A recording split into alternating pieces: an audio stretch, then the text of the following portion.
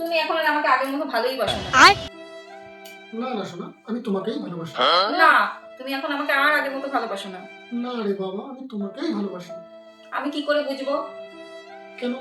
তুমি আমাকে কিছু প্রশ্ন করো, আমি তার উত্তর দিই। अच्छा আচ্ছা, ঠিক আছে।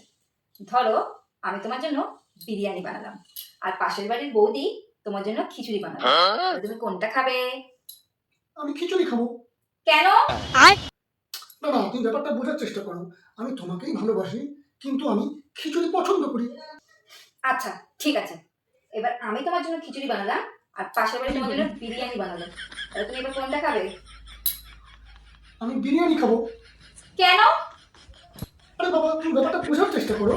আমি তোমাকেই ভালোবাসি, কিন্তু আমি কিছুক্ষণ আগেই তো খিচুড়ি খেলাম, এখন আমি বিরিয়ানি খাবো।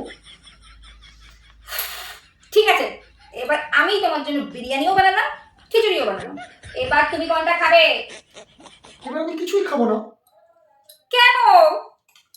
আমি একটু আগেই তো বিরিয়ানি খেলাম, খিচুড়ি খেলাম, আবার বিরিয়ানি খিচুড়ি কেন খাবো? তুমি কি খাইয়ে খাইয়ে আমাকে মেরে ফেলবা নাকি? ও ভগবান! আমি তোমাকেই ভালোবাসি।